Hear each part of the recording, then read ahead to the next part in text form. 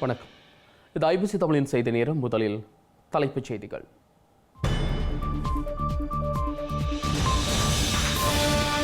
குருந்தூர் மலை ஆலய வழிபாட்டுக்கு சென்ற பக்தர்கள் மீது கடும் பாதுகாப்பு அழுத்தம். பூசை நடவடிக்கைகளை கடுமையாக கண்காணித்த புலனாய்வாளர்கள். கொரோனா கால பலவந்த தகனங்களுக்கு முஸ்லிம்களிடம் மன்னிப்பு கோரிய ஸ்ரீலங்கா அரசு தலைவர். உடலங்களுக்குரிய உரிமை தொடர்பாக புதிய சட்டம் வரும் எனவும் அறிவிப்பு. ஸ்ரீலங்கா சட்டமாதிபரின் பதவிக்காலத்தை நீடிக்க முடிந்த ரணிலின் முயற்சி தோல்வி. சஞ்சய் ராஜரட்னத்தின் பதவி நீடிப்புக்கு தடை போட்ட ஸ்ரீலங்காவின் அரசியலமைப்பு சபை. தமிழினத்தின் உரிமைகளுக்காக பிரித்தானிய நாடாளுமன்றத்தில் தமிழ் பூர்வீக முகங்கள் தேவை. தொழிற்கட்சி வேட்பாளர் கிருஷ்ணி ரிஷிகரன் கருத்து. இந்திய நாடாளுமன்றத்துக்கு பிரியங்கா காந்தியையும் அனுப்ப காங்கிரஸ் வியூகம். ராகுல் காந்தி விலகிய வயல்நாட்டு தொகுதியில் போட்டியிட பிரியங்கா தயார். மேற்குலகின் உற்றுநோக்கலின் பின்னணியில் விளாடிமிர் புட்டினும் கிம் ஜாங் உன்னும் பியோங்யாங்கில் பேச்சு. ரஷ்ய வடகொரிய பாதுகாப்பு ஒப்பந்தமும் சாத்தியம்.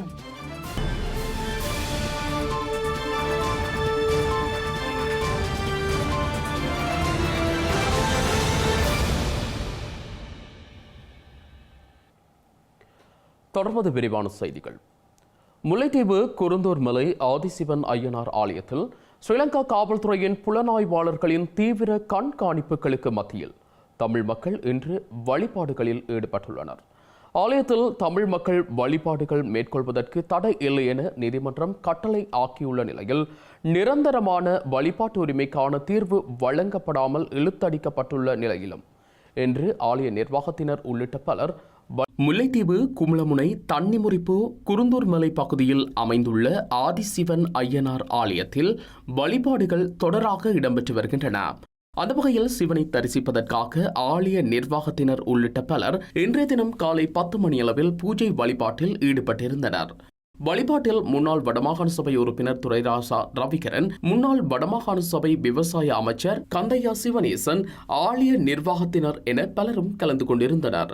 காவல்துறையினர் ராணுவ புலனாய்வாளர்களின் கண்காணிப்புகளுக்கு மத்தியில் வழிபாட்டில் ஈடுபட்டிருந்தனர். தொல்லியல் திணைக்களத்தினரின் அறிவுறுத்தலுக்கு அமைய சேதம் ஏற்படாத வண்ணம் வழிபாடுகள் இடம்பெற்றிருந்தமை குறிப்பிடத்தக்கது. ஒரு புத்த விகாரியை இங்கே அமைத்து ஒரு உச்சகட்டத்தில் அமைக்கப்பட்டு இன்னும் சிறிதளவு வேலை இருக்கும் நிலையில் அது நிறுத்தப்பட்டது நீதிமன்றத்தினுடைய கவனத்துக்கு நாங்கள் கொண்டு சென்றதால் அந்த தீர்ப்புகளானவை ஏற்கனவே நாங்கள் வழிபடலாம் என்ற ஒரு தீர்ப்பை சொல்லியும் இன்னும் அதற்கான முடிவுகள் கிடைக்கப்படவில்லை.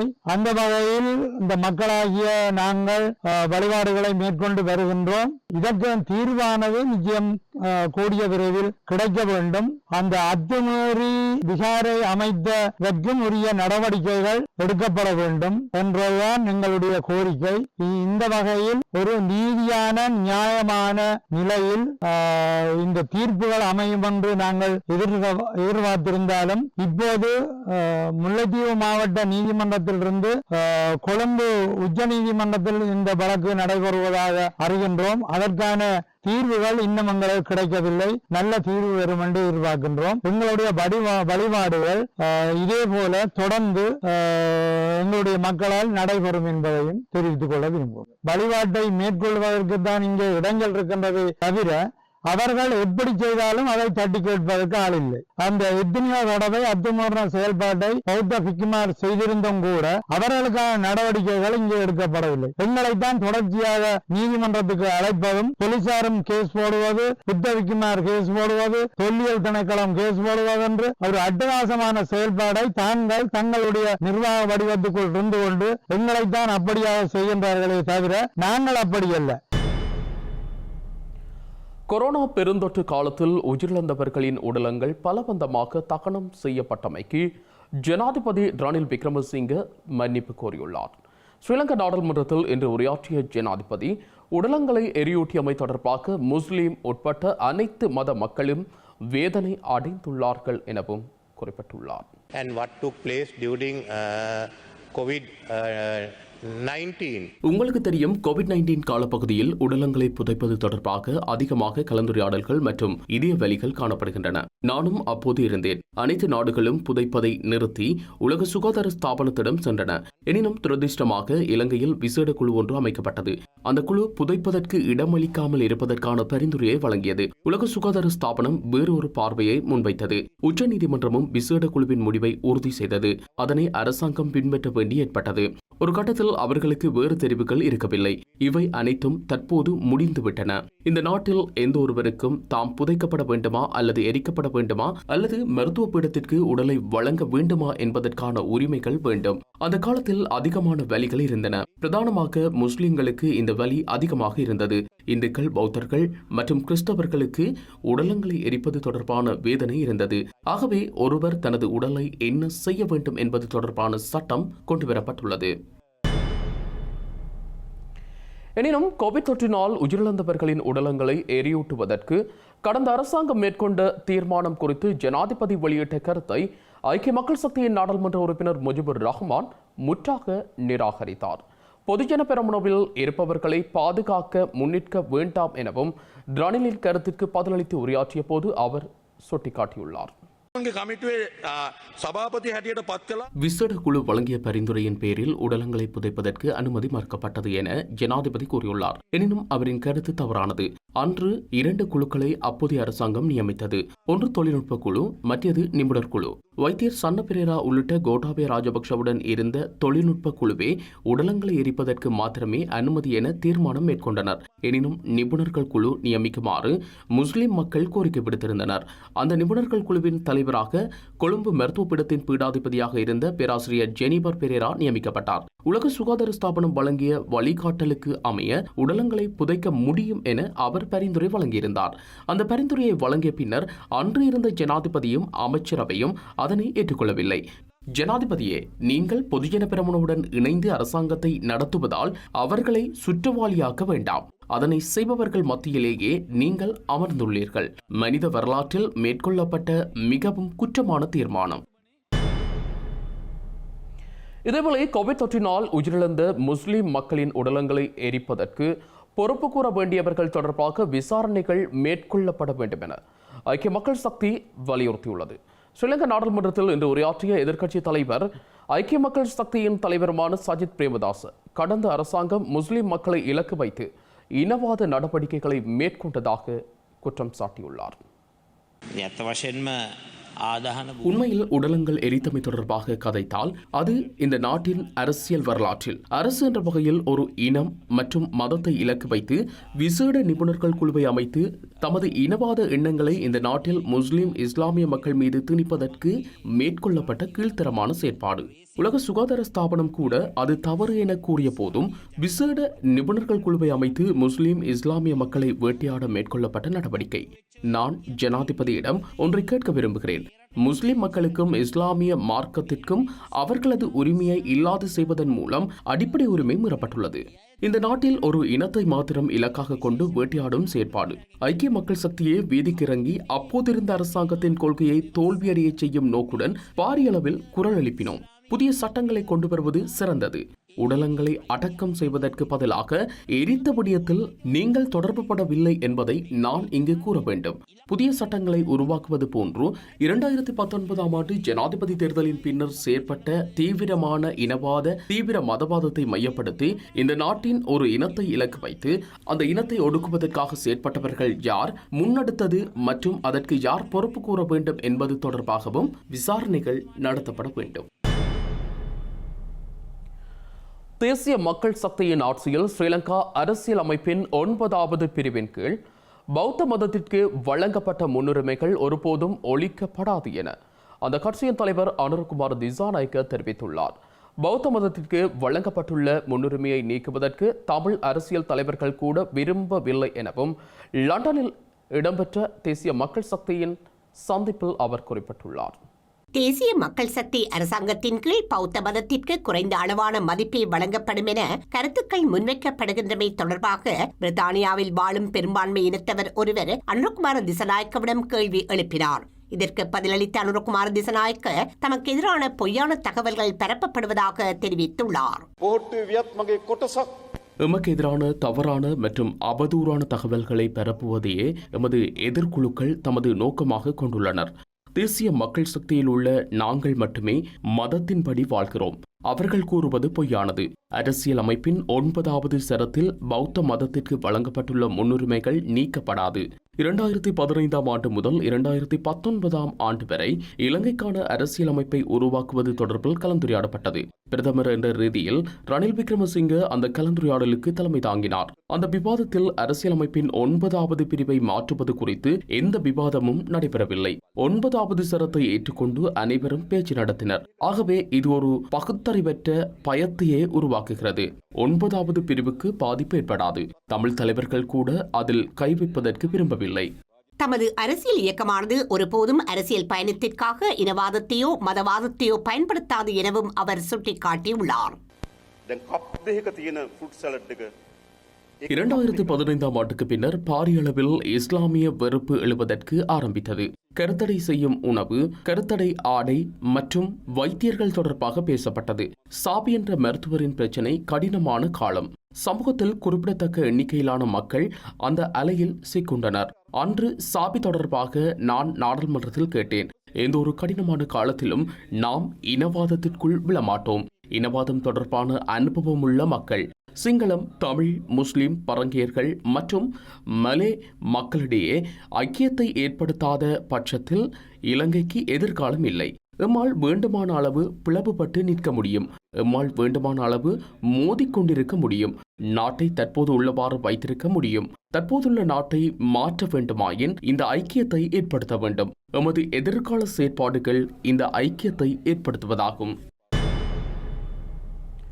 ஸ்ரீலங்கா இராணுவத்தினரின் உதவியுடன் யாழ்ப்பாணம் அச்சுவேலி பகுதியைச் சேர்ந்த ஊடகவியலாளர் தம்பித்துரை பிரதீபனின் வீட்டின் மீது தாக்குதல் நடவடிக்கைகள் மேற்கொள்ளப்பட்டதாக இலங்கை தமிழரசு கட்சியின் தலைவர் சிவஞானம் ஸ்ரீதரன் குற்றம் சாட்டியுள்ளார். ஸ்ரீலங்கா நாடாளுமன்றத்தில் இன்று உரையாற்றிய சிவஞானம் ஸ்ரீதரன் யாழ்ப்பாணத்தில் அண்மைய நாட்களாக தொடரும் வாழ்வெட்டு உள்ளிட்ட வன்முறை சம்பவங்களின் பின்னணியில் பாதுகாப்பு படையினர் ரகசியமாக செயற்பட்டு வருகின்றனரா என சந்தேகம் வெளியிட்டுள்ளார்.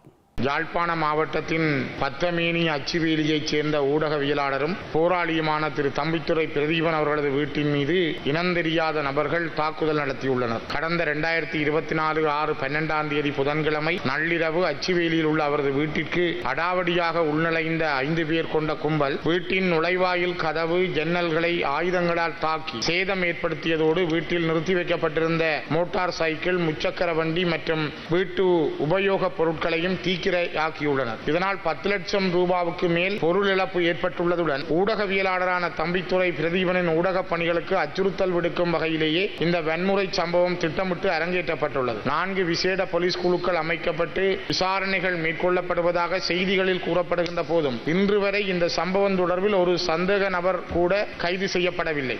தம்பித்துரை பிரதீபன் அவர்களுடைய வீட்டு தாக்குதலுக்கும் ராணுவத்தோடு சேர்ந்த ஒட்டுக்குழுக்களுடைய மறைகரங்கள் இருப்பது போலவே நான் என்னுடைய சந்தேகத்தை இந்த உயர்ந்த சபையினூடாக வெளிப்படுத்த விரும்புகிறேன். காரணம், நான் நேரடியாக சென்று பார்த்ததன் அடிப்படையிலும் அண்மையிலே ஜனாதிபதி வசாவுலான், பலாலி, யாழ்ப்பாண பகுதிகளுக்கு வருகை தந்த பொழுது அங்கிருந்த மக்களுடைய காணிகள் விடுவிக்கப்படவில்லை. அங்கிருந்த மக்களுடைய இடங்களுக்காக அவர்கள் போராடி அழுது கொண்டிருந்த பொழுது அந்த செய்திகளை மூத்த ஊடகவியலாளர்களான சுதந்திர ஊடகவியலாளரான தம்பித்துரை பிரதீபன் அவர்களும் சக்தி ஊடகத்தினுடைய ஊடகவியலாளரான பரதன் அவர்களும் செய்திகளை சேகரித்திருந்தார்கள். ஆகவே இந்த நியூஸ் பஸ் சக்தியினுடைய ஊடகவியலாளர் பரதன் அவர்களுக்கும் ஊடகவியலாளர் பிரதீபன் அவர்களுக்கும் அந்த இடத்திலேயே ராணுவ புலனாய்வு துறையினரால் அச்சுறுத்தல் விடுக்கப்பட்டிருக்கிறது. அந்த அச்சுறுத்தலுடைய தொடர்ச்சி அவருடைய பிரதீபனுடைய வீடு அடித்து நொறுக்கப்படுவதற்கும் தாக்கப்படுவதற்கும் எரிக்கப்படுவதற்கும் காரணமாக அமைந்திருக்கிறது. இவ்வளவு நாட்கள் ஆகி இருக்கிறது. இன்று நடந்து இந்த நாட்கள் கடந்தும் கூட இதுவரை யாரும் கைது செய்யப்படவில்லை என்கிற ஒரு துர்ப்பாக்கியத்தை இந்த நாட்டிலே எவ்வாறு சொல்வது? கிட்டத்தட்ட 6 நாட்கள் கடந்திருக்கிறது.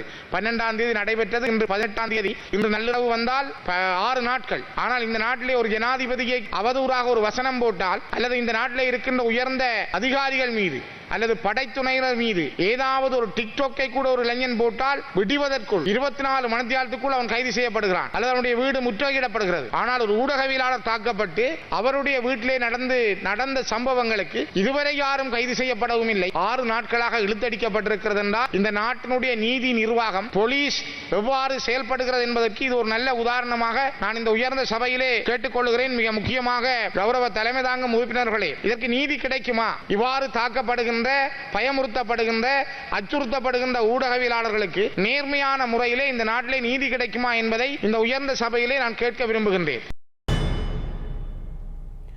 முல்லைத்தீவு மாவட்டத்தில் ஆக்கிரமிக்கப்பட்ட தமிழர் காணிகளில் உள்ள சிங்களவர்களுக்கு காணி உறுத்து வழங்கப்படுவது உடனடியாக தடுத்து நிறுத்தப்பட வேண்டும் என தமிழ் தேசிய மக்கள் முன்னணியின் நாடாளுமன்ற உறுப்பினரான செல்வராசா கஜேந்திரன் வலியுறுத்தியுள்ளார். மகாபலி அபிவிருத்தி அதிகார சபையால் இவ்வாறாக வழங்கப்பட்ட காணி உறுதிகள் தடை செய்யப்பட்டு குறித்த காணிகள் மீண்டும் தமிழர்களிடமே வழங்கப்பட வேண்டும் என இன்று ஸ்ரீலங்கா நாடாளுமன்றத்தில் செல்வராசா கஜேந்திரன் தெரிவித்துள்ளார்.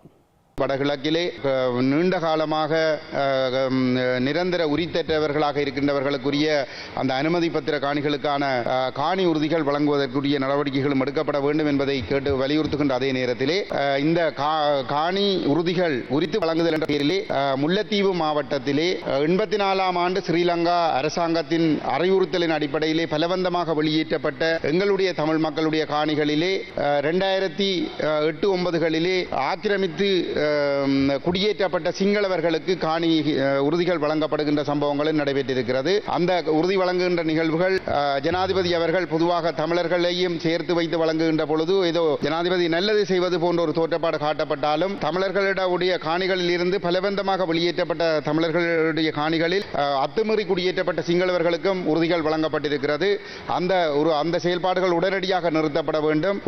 குறிப்பாக மகாபலி அபிவிருத்தி அதிகார சபை ஊடாக அவ்வாறான செயல்பாடுகள் முன்னெடுக்கப்பட்டிருக்கிறது. அந்த அவ்வாறு வழங்கப்பட்ட உறுதிகள் ரத்து செய்யப்பட்டு அந்த காணிகள் அந்த போர்க்காலத்துக்கு 84ஆம் ஆண்டுகளில் இருந்து போர் காரணமாக வெளியேற்றப்பட்ட தமிழ் மக்களுடைய காணிகள் தமிழ் மக்களுக்கு சொந்தமாக வழங்கப்படுவதற்கு நடவடிக்கை எடுக்கப்பட வேண்டும் என்று இந்த இடத்திலே வலியுறுத்தி கேட்டுக்கொள்ள விரும்புகின்றேன்.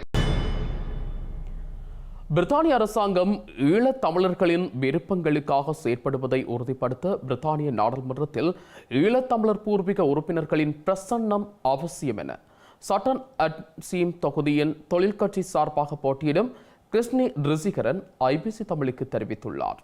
நான் சட்டனஞ்சியம் என்ற தொகுதிக்கு வந்து லேபர் பார்ட்டி பார்லிமெண்ட்ரி கேண்டிடேட்டாக நான் நிற்கிறேன். எலெக்ஷன்ஸ் வந்து 4th July வருது. தயவு செய்து நீங்கள் அந்த ஏரியாவில் இருந்தீங்கன்னா எனக்காண்டி வந்து ஓட் பண்ணுங்க. இந்த கண்ட்ரியில் வந்து hundreds of thousands of Tamils நாங்கள் இங்கே இருக்கிறோம். ஆனால் எங்களுக்காண்டி பார்லிமெண்ட்டில் ஒரு குரல் இல்லை. எங்களோட நாட்டில் வந்து நிறைய பிரச்சனைகள் நடந்தது. தமிழ் ஆக்களுக்கு எதிரான வந்து human rights abuses and atrocities commit ஆனது. ஸோ அதுக்கு ஒரு தீர்வும் நாங்கள் கொண்டு வரணும். லேபர் பார்ட்டி வந்து கமிட் பண்ணியிருக்குது. அதாவது தமிழ்ஸுக்கு வந்து நாங்கள் ஜஸ்டிஸ் கொண்டு வரணும், எங்களுக்கு ஒரு long lasting peace and long lasting political solution தேவையுண்டு. அண்ட் தமிழ் ஆக்கள் வந்து பார்லிமெண்ட்டில் எம்பியாக இருந்தாங்களா அதை நாங்கள் கூட புஷ் பண்ணி எங்கள் தமிழ் ஆக்களுக்காண்டி நாங்கள் கூட அட்வொகேட் பண்ணலாம், எங்கள் தமிழ் ஆக்களுக்காண்டி நாங்கள் கூட ரெப்ரசன்ட் பண்ணலாம். ஸோ அதுக்காண்டி எனக்காக வந்து 4th July கிருஷ்ணி ரிஷிகரன் வந்து ஓட் பண்ணுங்க. இந்த நிலையில் ஐநா மனித உரிமை பேரவையின் ஜூன் மாத அமர்வுகள் நேற்று ஆரம்பமான நிலையில் இந்த முறையும் இலங்கையில் தமிழினத்தின் மீது நடத்தப்பட்ட படுகொலைக்கு நீதி கோரும் பரப்புரை செயற்பாடுகளை மனித உரிமை செயற்பாட்டாளர்கள் முன்னெடுத்துள்ளனர். இன்று ஐக்கிய நாடு சபை மனித உரிமை கூட்டத்தொடர் 56வது கூட்டத்தொடர் தொடங்கி இன்று காலையிலிருந்து நடைபெற்று வருகின்றன. நாங்கள் ஸ்ரீலங்கா அரசினால் திட்டமிட்டு நடத்தப்பட்ட இனப்படுகொலையின் நிழல்பட ஆதாரங்கள் ஒவ்வொரு மனித உரிமை கூட்டத்தொடர் நடைபெறும் போதும் நாங்கள் இங்கே பார்வைக்கு வச்சு நீதி கோரி இருக்கின்றோம். நீங்கள் எல்லோருமே அறிந்தவை. அதேபோல் இந்த 56வது மனித உரிமை கூட்டத்தொடர் நடைபெறும் போது நேற்றிலிருந்து இன்று தொடர்ச்சியாக நாங்கள் இங்கே இந்த நீதி கோரி நிலப்படம் வைக்கின்றோம். ஸ்ரீலங்கா அரசை பொறுத்தளவில் ரணில் விக்ரமசிங்கா வந்தானா, சஜித் பிரேமதாசா வந்தானா அல்லது ஜேபி கட்சி வந்தாலும் அது பகுத்தத்தால் நிறுவப்பட்ட ஒரு அரசு. அவர்களால் எந்த அரசு வந்தாலும் தமிழ் மக்களுக்குரிய விடிவு கிடைக்காது. எனவே நாமே போராடி நாமே பெற்றுக்கொள்ளணும். அந்த வகையில் ஜனநாயக ரீதியாக எங்களுக்கு நடந்த இனப்படுகொலை இன அழிப்பை நீதி கேட்டு நாங்கள் இங்கே வந்து இந்த ஐக்கிய நாடு சபைக்கு முன்பாலே 12 ஆண்டு காலமாக தொடர்ச்சியாக நாங்கள் ஒவ்வொரு கூட்டத்தொடரும் இங்கே நிற்கின்றோம். அதே போல் ஒவ்வொரு வழிகளிலையும் ஒவ்வொரு போராட்டம் நடக்கும். அதே போல் வருகிற திங்கட்கிழமை வந்து பெல்ஜியத் ஐரோப்பா பார்லிமெண்ட்டுக்கு முன்னால் போராட்டம் நடக்குது. இதே போல் அனைத்து இடங்களிலும் நமது மக்கள் எங்கள் உரிமைக்காக குரல் கொடுக்க நாங்கள் எந்த சிங்கள அரசை எந்த ஜனாதிபதியை நாங்கள் நம்பி பலனில்லை. நாமே போராடி நாமே எங்களோட உரிமையை பெற வேண்டும் என்று. ஸ்ரீலங்கா நாடாளுமன்ற ஓய்வூதியத்தை மீளெடுக்கவும் நாட்டிற்காக உழைக்காத அரசு தலைவர் பிரதமர் உள்ளிட்ட நாடாளுமன்ற உறுப்பினர்களை குறிப்பிட்ட காலத்திற்கு முன்பே நீக்கவும் தமது அரசாங்கத்தின் கீழ் புதிய சட்டம் கொண்டு வரப்படும் என தேசிய மக்கள் சக்தியின் தேசிய குழு உறுப்பினர் கேடி லால்காந்தா தெரிவித்துள்ளார். கண்டியில் இடம்பெற்ற மக்கள் சந்திப்பில் கருத்து வெளியிட்ட அவர், இந்த புதிய சட்டங்களை கொண்டு வருவதற்கு தற்போதைய அரசியல் அமைப்பை திருத்துவதற்கும் தமக்கு 3/2 பெரும்பான்மை அதிகாரத்தை வழங்க வேண்டும் என கோரிக்கை விடுத்துள்ளார். சம்பந்தයෙන් ඉදිරිපත් වෙච්ච ජනාධිපති தற்போது ஜனாதிபதி ரணில் விக்ரமசிங்கவிற்கு பைத்தியம் பிடித்துள்ளது. ஆனால் நாம் அவரை அகற்ற முடியுமா? பதவிக்காலம் வரை அவர் இருப்பார். இந்த அமைப்பை மாற்ற வேண்டும். எனவேதான் மக்களின் வாக்குகளால் ஆட்சிக்கு வந்து நாட்டை காட்டிக் கொடுப்பவர்களை குறித்த காலத்திற்கு முன்பே வெளியேற்றும் சட்டங்கள் கொண்டுவரப்பட வேண்டும். நாட்டின் நம்பிக்கை சிதைந்து மோசடி ஊழல் செய்து நாட்டு மக்களுக்கு துரோகம் அளித்தால் அவர்களை பதவியில் இருந்து நீக்குவதற்கு சட்டத்தை கொண்டு வர வேண்டும். மேலும் ஜனாதிபதிக்கோ பிரதமருக்கோ பைத்தியம் பிடித்தால் உரிய நேரத்திற்கு முன்பு அவர்களை நீக்கும் அதிகாரமும் வழங்கப்பட வேண்டும். திசை காட்டிய அதிகாரத்திற்கு வரும்போது இதனை செய்வோம். அதேபோன்று இந்த நாடாளுமன்ற உறுப்பினர்களுக்கு வழங்கப்படும் ஓய்வூதியம் நாட்டிற்கு பெரும் சுமையாகும். ஓய்வூதியம் பெற அரசு ஊழியர்கள் 20 ஆண்டுக்கு மேல் பணியாற்ற வேண்டும். ஆனால் நாடாளுமன்றம் சென்றால் 5 வருடங்கள் கழிந்து ஓய்வூதியம் கிடைக்கும். சட்டம் அனைவருக்கும் ஒரே மாதிரியாக இருக்க வேண்டும். ஓய்வூதியத்தை பெற இவர்கள் 3 மாதங்களுக்கு ஒரு முறை நாடாளுமன்றத்திற்கு வந்திருக்க வேண்டும். இது அநியாயமானது. திசை காட்டி அரசாங்கம் ஆட்சிக்கு வந்தவுடன் இந்த ஓய்வூதியத்தை மீளெடுப்போம். நாடாளுமன்றத்தில் இருப்பவர்களின் ஓய்வூதியம் மாத்திரமன்றி முன்னாள் நாடாளுமன்ற உறுப்பினர்களின் ஓய்வூதியத்தையும் மீளெடுப்போம். இது நம் அனைவருக்கும் பொதுவானது. எனக்கும் அதேதான். இந்த ஓய்வூதியத்தை மீளெடுக்கும் பிரேரணியை ஐக்கிய மக்கள் சக்தி விரும்புமா? பொதுஜன பெரமுன அல்லது ஏனைய கட்சிகள் விரும்புமா? அதை விரும்ப மாட்டார்கள். எனவேதான் அரசியலமைப்பை திருத்தக்கூடிய வகையில் 3/2 அதிகாரத்தை எமக்கு வழங்குமாறு கோருகிறோம். அவ்வாறான அதிகாரத்தை எமக்கு தாருங்கள். என்றென்றும் தின்று கொண்டிருக்கும் தற்போதைய அரசியல் கலாச்சாரத்தை ஒழித்துவிட்டு நாட்டு மக்களுக்கு சாதகமான புதிய அரசியல் அமைப்பின் கீழ் புதிய கலாச்சாரத்தை உருவாக்குவோம். ஸ்ரீலங்கா அரசாங்கத்தின் நடவடிக்கைகளுக்கு எதிர்ப்பு தெரிவிக்கும் வகையில் கொழும்பின் வெவ்வேறு பகுதிகளில் இன்று எதிர்ப்பு ஆர்ப்பாட்டங்கள் முன்னெடுக்கப்பட்டுள்ளன. இந்த ஆர்ப்பாட்டங்களை கலைக்கும் நோக்கில் ஆர்ப்பாட்டங்கள் முன்னெடுக்கப்பட்ட பகுதியில் ஸ்ரீலங்கா பாதுகாப்பு படையினர் குவிக்கப்பட்டிருந்த நிலையில் வெளியேற்ற பட்டதாரிகளால் முன்னெடுக்கப்பட்ட ஆர்ப்பாட்டத்தின் மீது காவல்துறையினர் நீர்த்தாரை மற்றும் கண்ணீர் புகை பிரயோகத்தை மேற்கொண்டுள்ளனர்.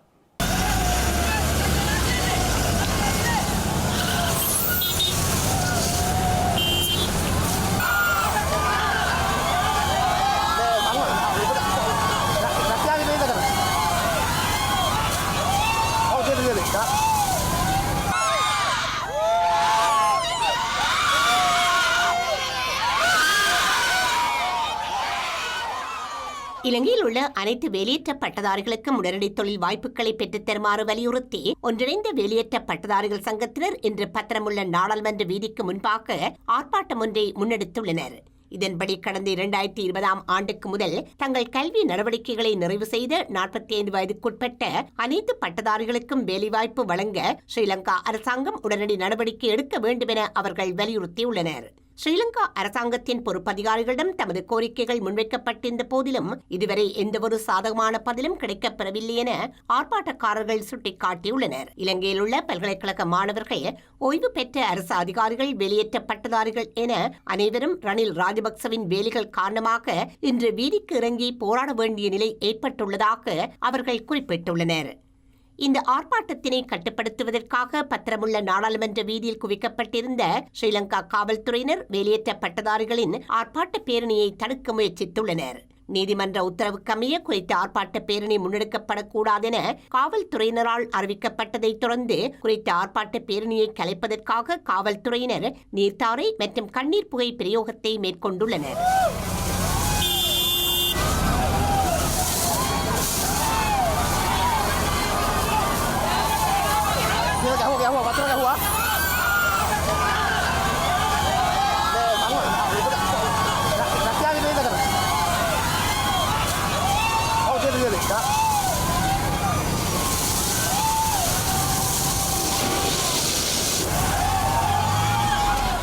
அத்துடன் பல்கலைக்கழக தொழிற்சங்க கூட்டுக்குழுவின் உறுப்பினர்களால் ஸ்ரீலங்கா நிதியமைச்சருக்கு முன்பாக இன்றைய தினம் மற்றொரு எதிர்ப்பு ஆர்ப்பாட்டம் முன்னெடுக்கப்பட்டுள்ளது.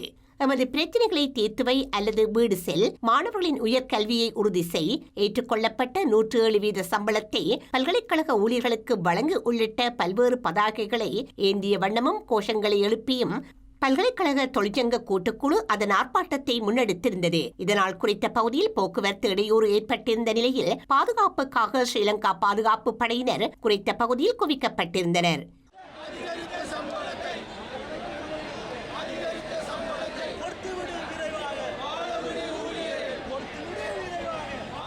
அத்துடன் ஓய்வூதிய சங்கங்களின் தேசிய அமைப்பினரால் பத்திரமுள்ள நாடாளுமன்ற வீதிக்கு முன்பாக ஆர்ப்பாட்டம் ஒன்று முன்னெடுக்கப்பட்டுள்ளது. பல்வேறு கோரிக்கைகளை முன்வைத்து நடத்தப்பட்ட இந்த ஆர்ப்பாட்டத்தில் பல ஓய்வு பெற்ற அரச ஊழியர்கள் பங்கேற்றிருந்தனர். இந்த நிலையில் பாதுகாப்பு கருதி ஸ்ரீலங்கா காவல்துறையினர் மற்றும் கழக தரப்பு பிரிவினர் குறித்த பகுதியில் குவிக்கப்பட்டிருந்ததோடு நேர்த்தாரை பிரயோக வண்டிகளும் தயார் நிலையில் வைக்கப்பட்டிருந்தன.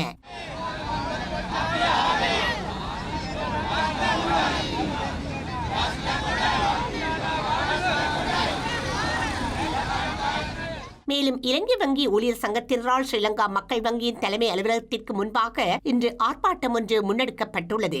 அதிகரிக்கும் வரிகளுக்கேற்ப வங்கி ஊழியர்களின் சம்பளம் அதிகரிக்கப்பட வேண்டும் என்ற கோரிக்கையை முதன்மையாக கொண்டு இந்த ஆர்ப்பாட்டம் நடத்தப்பட்டுள்ளது. வங்கியின் அனைத்து ஊழியர்களினதும் பங்கேற்புடன் இந்த கவனஈர்ப்பு ஆர்ப்பாட்டம் முன்னெடுக்கப்பட்டிருந்தமை குறிப்பிடத்தக்கது.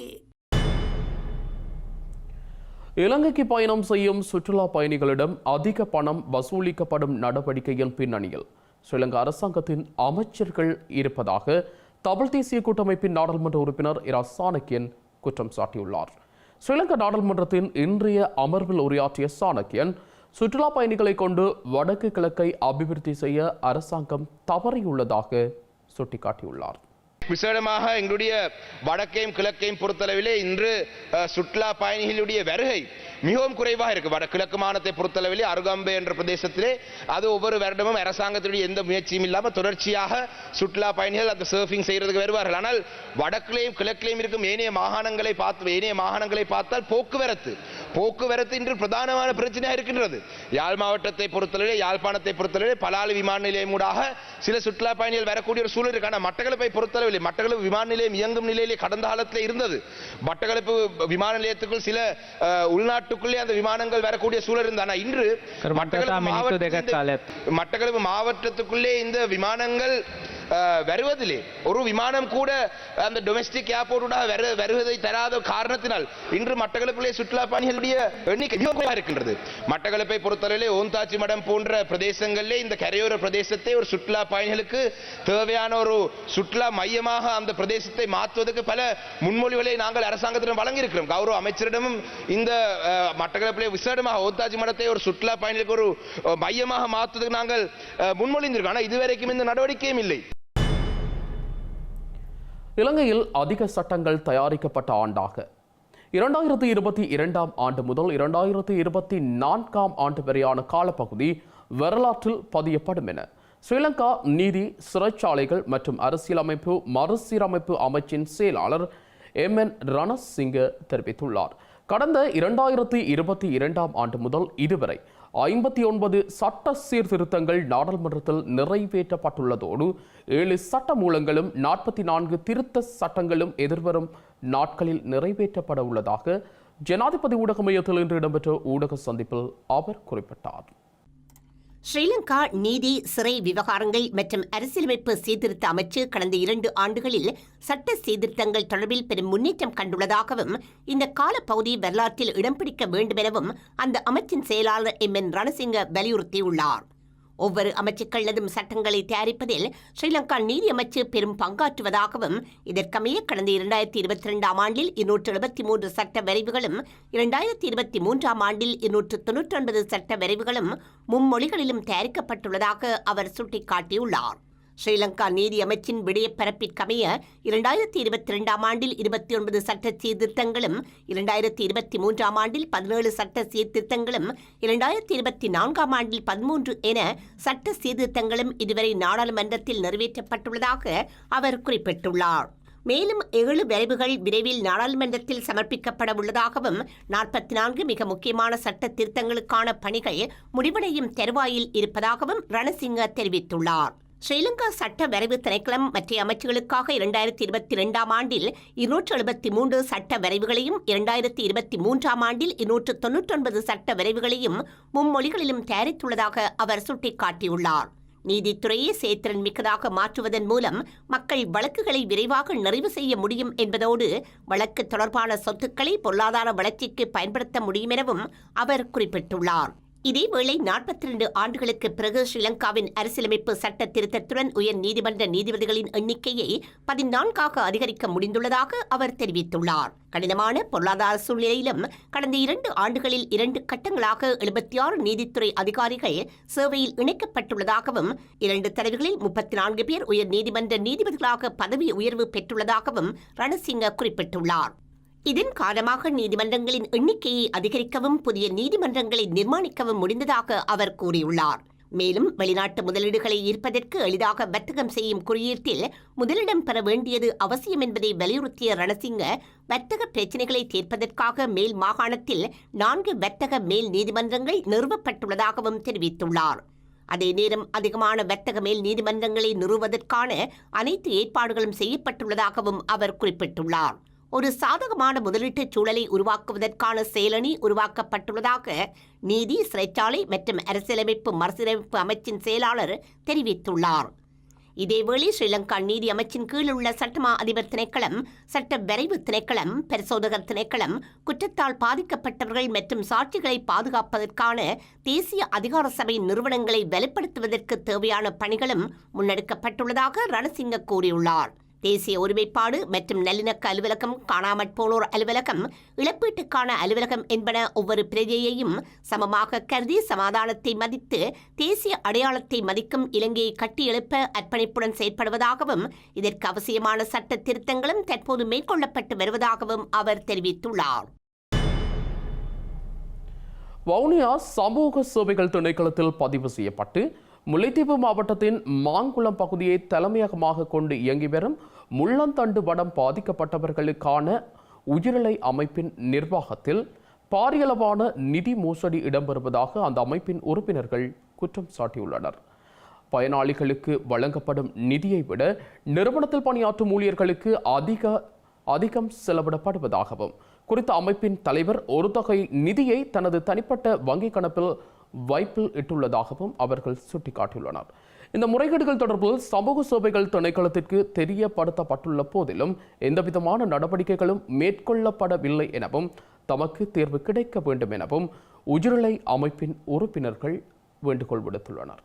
கிட்டத்தட்ட எமது உயிரில் நிறுவனத்தில் கிட்டத்தட்ட 199 பயனாளிகள் இருக்கிறோம். நாங்கள் 25-30க்கு மேற்பட்ட பயனாளிகள் வெளியேறி இருக்கிறோம். அந்த அடிப்படையில் உண்மையில் நாங்கள் வெளியேறதுக்கு பல காரணங்கள் இருக்கு. முதலாவது காரணம் கோடிக்கணக்கான நிதி புலம்பெயர் மக்களால் எமது நிறுவனத்துக்கு அனுப்பப்படுது. அந்த நிதியை சரியான முறையில் எங்களோட பயனடையல் என்ற குற்றச்சாட்டு இருக்கு. ஒன்று. ரெண்டாவது, உண்மையில் 2002ஆம் ஆண்டு ஜனவரியிலிருந்து டிசம்பர் 2022 ஜனவரியிலிருந்து டிசம்பர் 31 வரைக்கும் சாதாரணமாக ஒரு வருஷத்துக்கு கிட்டத்தட்ட 5,30,15,000 காசு வந்துருக்கு. வந்த இடத்துல மேல எங்களோட பயனாளிகளுக்கு அதுல குறிப்பிட்ட தொகை தான், அதாவது 5,000 ரூபாய் கொடுப்பணும் சொல்லி அந்த குறிப்பிட்ட தொகை தான் வழங்கப்பட்டிருக்கு ஒரு வருஷத்துக்கு. ஆனா சேம் டைம் பணியாளர் சம்பளம் பாத்தீங்கன்னு சொன்னா 61 லட்சம் பணியாளர் சம்பளம் வழங்கப்படுது. பணியாளர் பாத்தீங்கன்னா 11 பணியாளர் எங்கட நிறுவனம் என்ன ஒருவன் உதவி மூலம் பெற்று எங்கட பயனாளிக்கு கொடுக்க வேண்டிய தேவை எங்களுக்கு இருக்கு. ஆனால் ஒரு வருஷத்தில் 61 லட்சம் பணியாளருக்கு சம்பளம் கொடுத்தாங்க வருமானம் ஈட்டுற நிறுவனம் இல்லை. இது உண்மையில முற்றிலும் பிழையான விஷயம். கடந்த கால நிர்வாகத்தில் கட்டாயப்படுத்தி ஒட்டுமொத்த பயனாளிகள் வெளியேற்றி புதிய நிர்வாகத்தை கொண்டு வந்து அதில் உபதலைவராக நான் இருந்தேன். உபதலைவரான பொறுப்பில் பெரும்பான்மையான பயனாளிகள் தெரிவு செய்யப்பட்டு தான் வந்தது. இப்போ குறுகிய 40 நாளுக்குள்ள திட்டமிட்டு பழைய நிர்வாகம் புது நிர்வாகம் சேர்ந்து எங்களை போல என்ன வெளியேற்றினாலும் நான் வெளியேற்றினா மௌனமாக தான் வெளியேறினேன். என்னத்துக்கான வெளியேற்றின காரணம் என்று சொன்னால் மோசடியை நான் வெளியில கொண்டு வரதுக்கு மிகவும் தீவிரம் காட்டியிருந்தேன். பல ஆதாரங்கள், இதை மட்டும் இல்லை பல ஆதாரங்கள் இடம் இருக்கு. நான் ஒரு சிலதை மட்டும் தான் இதில் வெளியிட விரும்புகிறேன். தேவைப்பட்டால் நீதிமன்றத்தை நாட வேண்டிய தேவை எங்களுக்கு இருக்கு. லிபரா பவுண்டேஷன் திரு பாஸ்கரன் அவர்கள் கிட்டத்தட்ட 1.5 வருஷத்துல 2 வருஷம் ஒவ்வொரு 250 பயனாளிகள் இருந்தவர். இப்ப கொஞ்சம் இறந்தபடியே தான் அந்த 199 எண்ணிக்கை குறைஞ்சிருக்கு.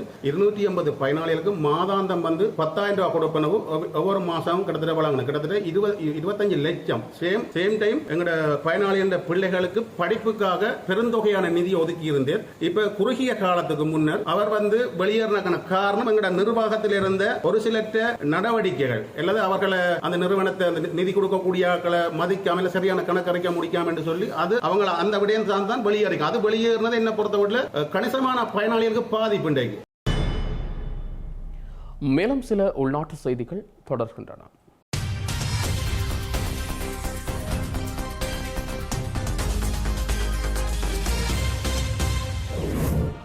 இலங்கை கடற்பரப்பில் அத்துமீறி கடற்றொழில் நடவடிக்கையில் ஈடுபட்ட குற்றச்சாட்டில் 4 இந்திய கடற்றொழிலாளர்கள் ஸ்ரீலங்கா கடற்படையினரால் கைது செய்யப்பட்டுள்ளனர். யாழ்ப்பாணம் காரைநகர் கடற்பரப்பில் இந்திய கடற்றொழிலாளர்கள் நேற்றைய தினம் கடற்றொழில் நடவடிக்கையில் ஈடுபட்டுக் கொண்டிருந்த போதே குறித்த கைது நடவடிக்கை இடம்பெற்றுள்ளது. கைது செய்யப்பட்டவர்களை ஸ்ரீலங்கா கடற்றொழில் நீரியல் வளத்துறை திணைக்களத்தினரிடம் ஒப்படைத்து ஊர்காவத்துறை நீதிமன்றத்தில் முன்னிலைப்படுத்த நடவடிக்கை எடுக்கப்பட்டுள்ளது.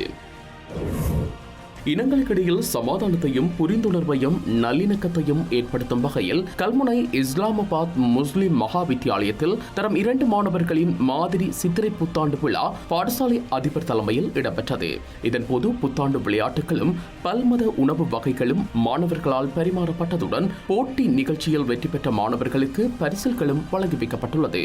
இந்த நிகழ்வில் ஆசிரியர்கள், மாணவர்கள், பெற்றோர்கள் மற்றும் நலன் விரும்பிகள் என பலரும் கலந்து கொண்டிருந்தனர். இலங்கை இந்திய நல்லுறவை மேம்படுத்தும் வகையில் ஹஜ் பெருநாளை முன்னிட்டு மன்னார் முசலி பிரதேச செயலக பிரிவைச் சேர்ந்த 80 குடும்பங்களுக்கு உலருணவு பொருட்கள் வழங்கி வைக்கப்பட்டுள்ளன. மன்னார் முசலி தேசிய பாடசாலையில் இந்திய துணை தூதரகத்தின் ஏற்பாட்டில் இலங்கைக்கான இந்திய துணை தூதுவர் சாய் முரளி தலைமையில் குறித்த உலருணவு பொருட்கள் வழங்கி வைக்கப்பட்டுள்ளன. முசலி பிரதேசத்தில் தெரிவு செய்யப்பட்ட 80 குடும்பங்களுக்கு 10,000 பெறுமதியான உலருணவு பொதிகள் வழங்கி வைக்கப்பட்டுள்ளமையும் குறிப்பிடத்தக்கது.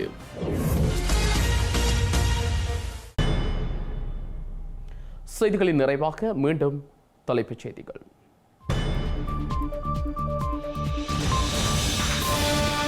குருந்தூர் மலை ஆலய வழிபாட்டுக்கு சென்ற பக்தர்கள் மீது கடும் பாதுகாப்பு அழுத்தம்.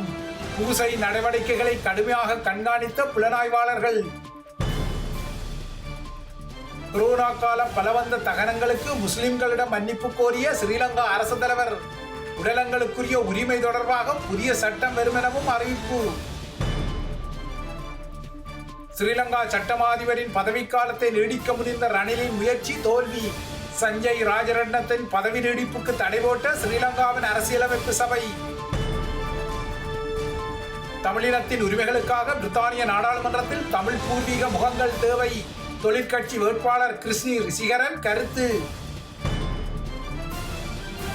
இந்திய நாடாளுமன்றத்துக்கு பிரியங்கா காந்தியையும் அனுப்ப காங்கிரஸ் வியூகம். ராகுல் காந்தி விலகிய வயல்நாட்டு தொகுதியில் போட்டியிட பிரியங்கா தயார். மேற்குலகின் உற்றுநோக்கலின் பின்னணியில் விளாடிமிர் புட்டினும் கிம் ஜாங் உன்னும் பியோங்யாங்கில் பேச்சு. ரஷ்ய வடகொரிய பாதுகாப்பு ஒப்பந்தமும் சாத்தியம்.